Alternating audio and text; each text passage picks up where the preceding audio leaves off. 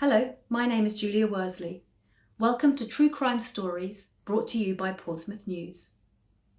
This is the story of Buster Crabb, a spy who inspired the James Bond character. He disappeared on April the 19th, 67 years ago. The real-life James Bond and MI6 spy stayed here at the Sallyport Inn before his disappearance.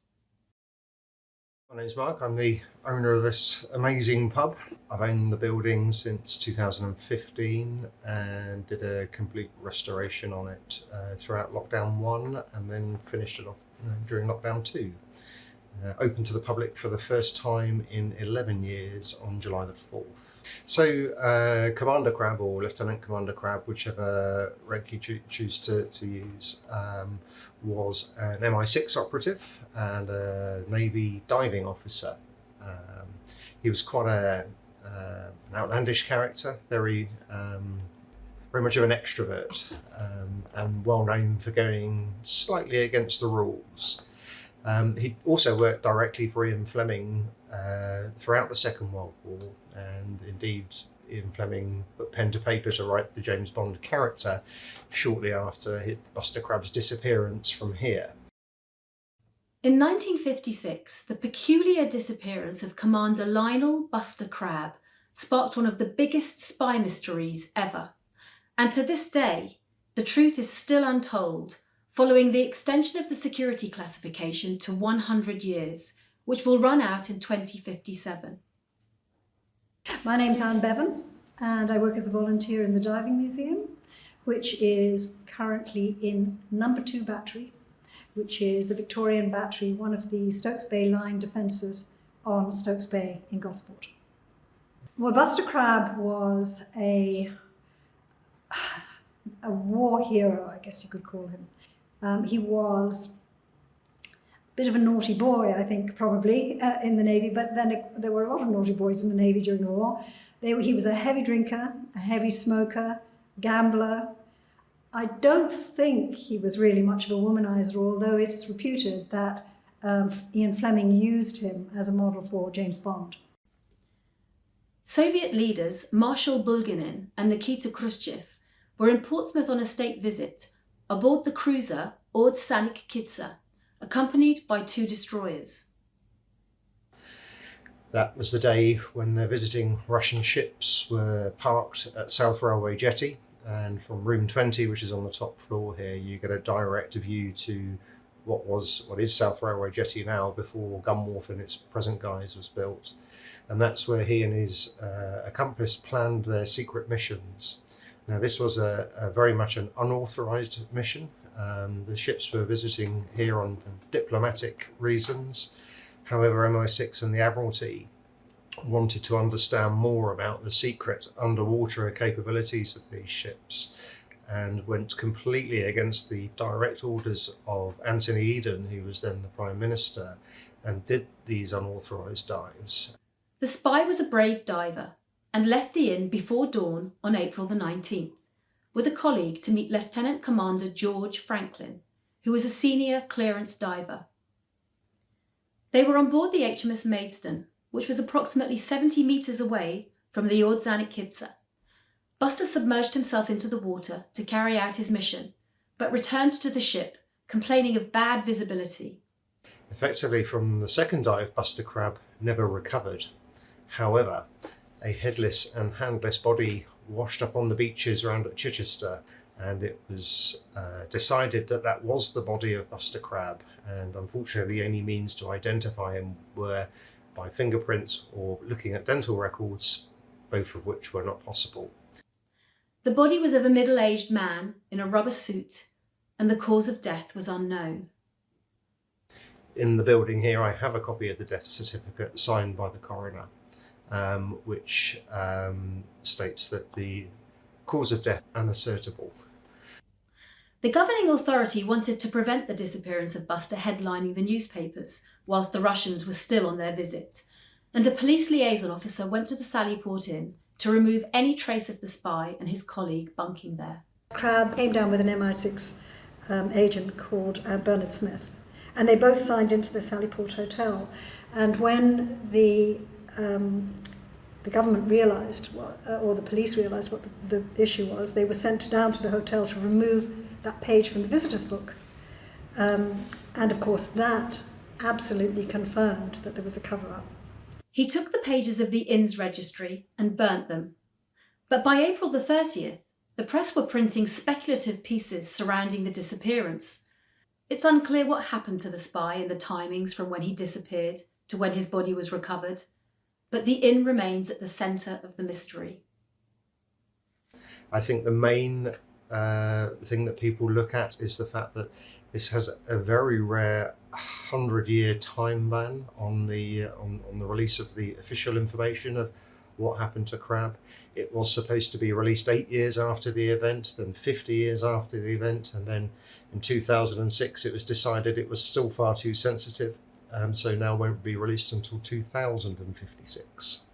My husband was a diver. He actually was a record-breaking diver here in Gosport, in the Royal Naval Physiological Laboratories in 1970. There were lots of books written about Crabb and theories about what had happened to him, mostly fueled by the fact that the government were not releasing any information about it. So everyone was speculating, but John's approach was, well, what is the most likely thing to have happened? What is the most probable situation? And given the evidence that we do have, was the body that was recovered Crabb's or somebody else's?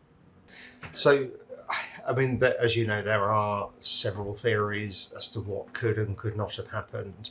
Some are realistic, some are slightly embellished. I suppose theory one is this was a diving accident and somehow his body may have got tangled in turning gear. A lot of these old warships have turning gear engaged to their engines to keep the propeller spinning very slowly, so that nothing buckles under the heat expansion and contraction from operational to non-operational side. That is possible, of course. The other one is the Russians killed him because they caught him diving, so and it was them that inflicted the wounds to his body. There was a Soviet sailor who went on Russian TV sometime later and claimed that he had found Crabb underneath one of the vessels and cut his throat, and proudly displayed the knife which he had hanging on the wall in his room, saying, "This is the knife that cut Crabb's throat."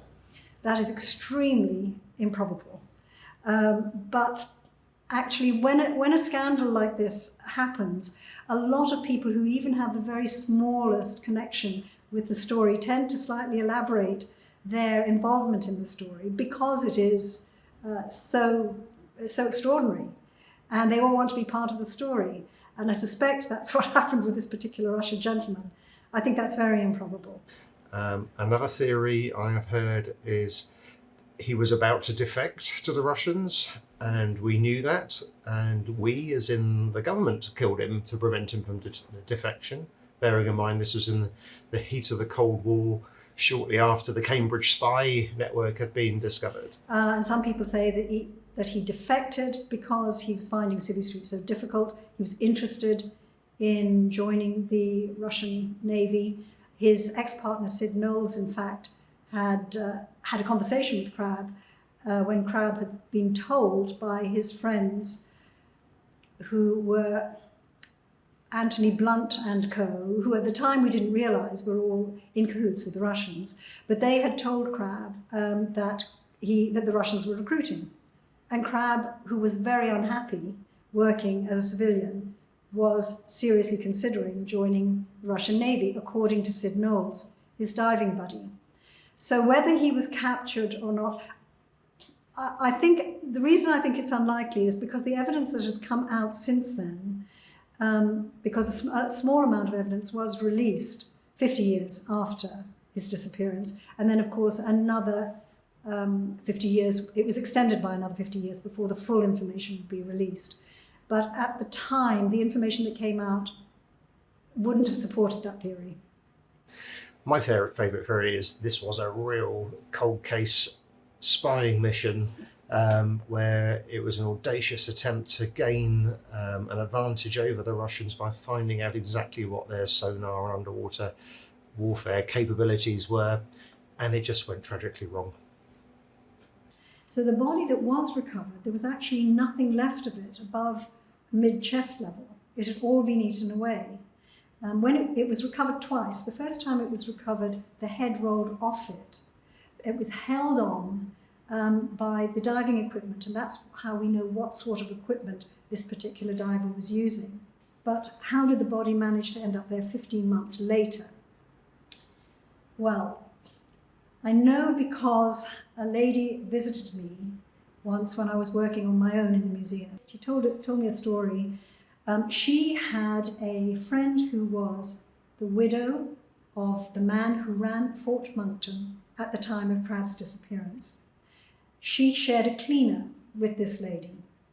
Now, this lady told the cleaner before she died a story about her going into Fort Monkton to visit her husband the day after Crabb disappeared, and walked into a room and found some people around a table, and on the table was Crabb's body.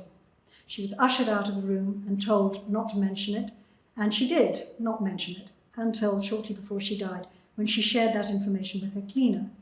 The cleaner shared that information with the lady who came to tell me the story. My husband went to talk to both the cleaner and this lady to verify the information.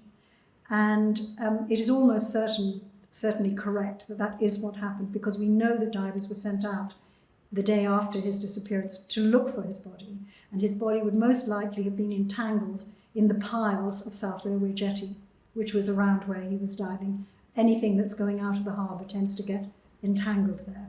Fort Monkton is a no-go area, and they have a waterfront. It would be very easy to keep a body in a cage there, so that when a body was found 15 months later, it would be in exactly the right condition that it would have needed to have been Crabb's body. The chances of a body ending up at the head of Chichester Harbour naturally are extremely unlikely, because any current leaving Portsmouth Harbour would have taken it was heavy, remember, because it had its diving equipment on, would have carried it straight out to sea. It would not have been carried back in on an incoming tide to the head of Chichester Harbour, which was where it was first found.